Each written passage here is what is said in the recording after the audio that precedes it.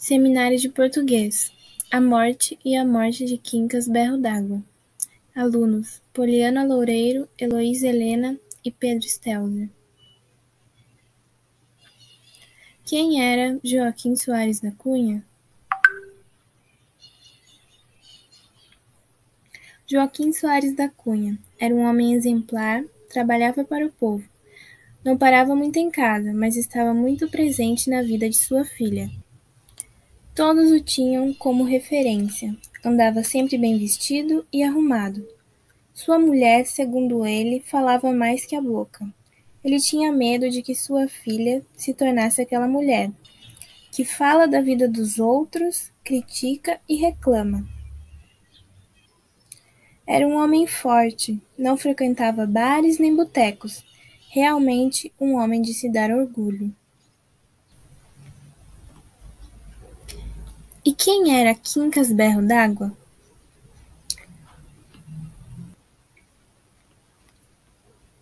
Joaquim Soares da Cunha se transformou em Quincas Berro d'Água.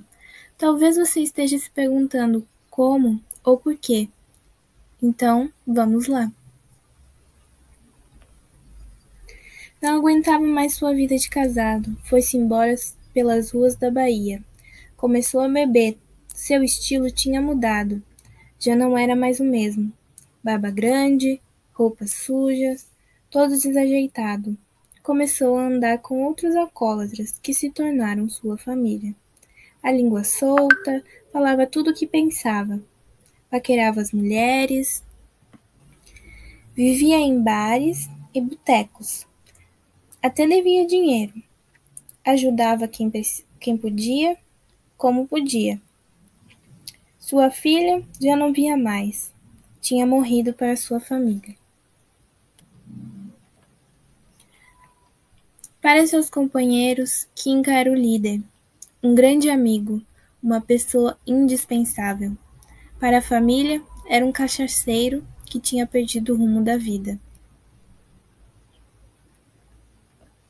Até que sua vida ia bem, pelo menos para ele. Mas então, Quincas Berro d'Água pegou todos de surpresa, falecendo sem mais nem menos. A morte de Quincas Berro d'Água foi uma morte inesperada. Talvez para seus amigos sim, já para a família não podemos dizer o mesmo. No velório tiveram muitas emoções, lembranças boas, outras nem tanto. Foi uma confusão para decidir como tudo iria correr, e com muita cautela e um pouco de pressão de seu marido, Wanda, filha de Quincas, decidiu.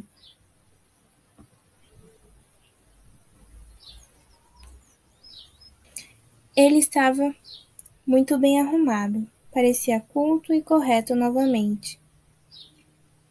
Parecia Joaquim Soares da Cunha. E novamente se transformara de Quincas Berro d'Água em Joaquim Soares da Cunha, simplesmente por estar arrumado como antes.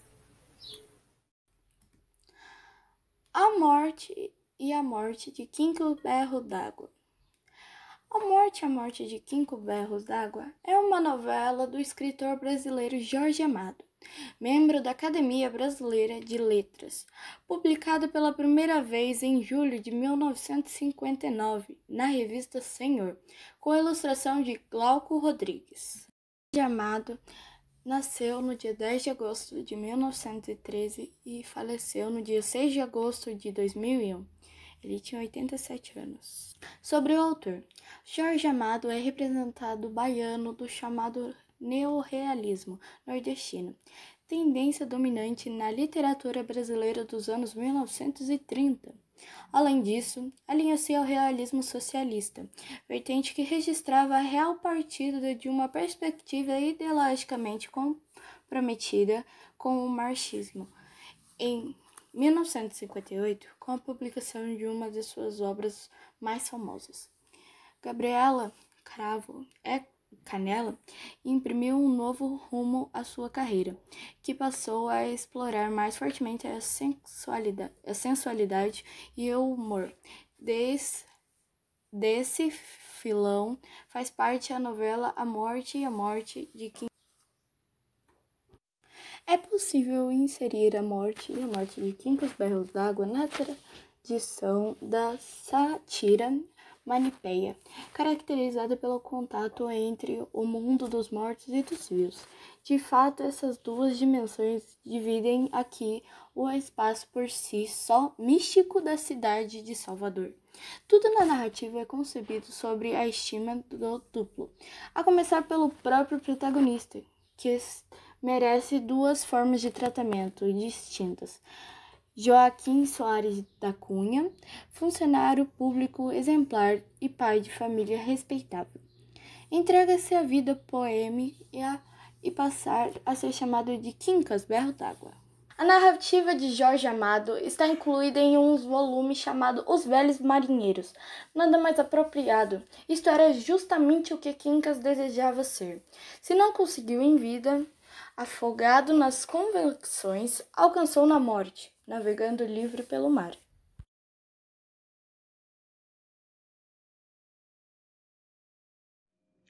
Linguagem usada por Machado de Assis. Este trabalho é apresentado por Pedro Stelzer, Poliana e Eloy. Joaquim Maria Machado de Assis nasceu no Rio de Janeiro, dia 21 de junho de 1839. O pai era um mulato, pintor de paredes, e agregado em uma chácara no Morro do Livramento, órfão de mãe, criado pela madrasta. Não completou os estudos regulares, era autodidata. Aprendeu língua portuguesa e latim com o padre Sarmento, amigo de família. Há mais tarde as línguas inglesa e francesa. Contraindo as teorias da época, o mulato pobre tornou-se o principal intelectual de seu tempo, o maior escritor brasileiro e um dos principais do mundo. Amigo de intelectuais e políticos, como José de Alencar, Manuel de Almeida, Joaquim Nabuco, era referência obrigatória. Propôs a criação da Academia Brasileira de Letras, da qual foi a primeira do presidente. Casou-se com doutora Carolina Augusta Xavier de Moraes, 5 anos mais velha e peça fundamental de sua vida, em uma união sem grandes atropelos, e que permitiu ao autor a tranquilidade para sua vida profissional e intelectual. Sua obra abrange jornalismo, crônicas, críticas, poesias, teatros, contos e romances, e apresenta caráter gradativo, evolutivo, indo de poesias, comédias, contos e romances românticos, para a fase madura que o consagrou como criador e maior escritor do realismo brasileiro. Foi um homem discreto, sem envolvimento direto nas questões de seu tempo, como a abolição da República. Mas revelou-se crítico, principalmente nas crônicas, apresentando-se postura cética em relação à maneira como se deu a libertação dos escravos, sem uma política de inclusão. E sobre a proclamação da República, segundo ele, mudou a fachada. O prédio continuava o mesmo. Sua obra é um dos principais retratos de seu mundo e do ser humano em sua dimensão universal, tornando-se insignificantes as críticas que recebe de que se licenciou em relação a questões políticas. Faleceu no Rio de Janeiro, dia 29 de setembro de 1908, 4 anos após a morte da sua esposa. Quincas Borba foi escrito a partir de 1886, sendo publicado em capítulos na revista A Estação e em volume em 1891, publicado 10 anos depois da Memórias do romance que se originou. Seria um spin-off. Quincas Borba é um filósofo, criador do humanitismo, amigo de Brás Cubas, em cuja casa morreu. Em Quincas Borbas, Machado de Assis retorna o filósofo em sua viagem a Barbacena, interior de Minas Gerais. Anunciado nas Memórias, é, pois, um desdobramento de sua problemática e de sua narrativa. O romance compõe a trilogia realista de Machado de Assis, com memórias póstumas de Brás Cubas e Dom Casmurro, sendo também uma narrativa de ruptura com o romantismo. Sai de cena do mundo idealizado dos românticos e entram as imperfeições. Os defeitos do mundo burguês. Quincas Borba prende-se mais aos aspectos prosaicos, ao cotidiano da vida na corte, não tendo a tensão filosófica de Memórias Póstumas, nem a tensão psicológica de Dom Casmurro. A construção da narrativa de Quincas Borba difere em 2 pontos essenciais de Memórias Póstumas e de Brás Cubas. Este transgrediu as características realistas, por começar um enredo pelo fim, a morte do protagonista, pelo narrador em primeira pessoa. Quincas Borba manteve a tradição realista da terceira pessoa e inicia o enredo, em média, na mesma coisa, mais convencional, mas ambos apresentam um enredo fragmentado e a recorrência aos tempos cronológico e psicológico, como em toda a obra realista do autor.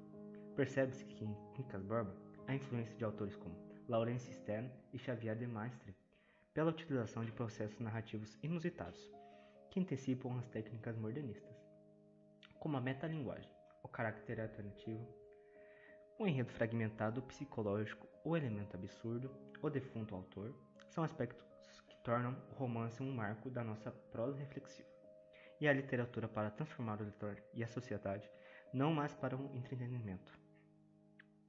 Quincas Borba reflete, também, a literatura dos filósofos Michel Montaigne, francês do século XVI, e Arthur Schopenhauer, alemão do século XIX, ao utilizar o pessimismo, o ceticismo e a ironia para criticar a sociedade e o pensamento da segunda metade do século XIX.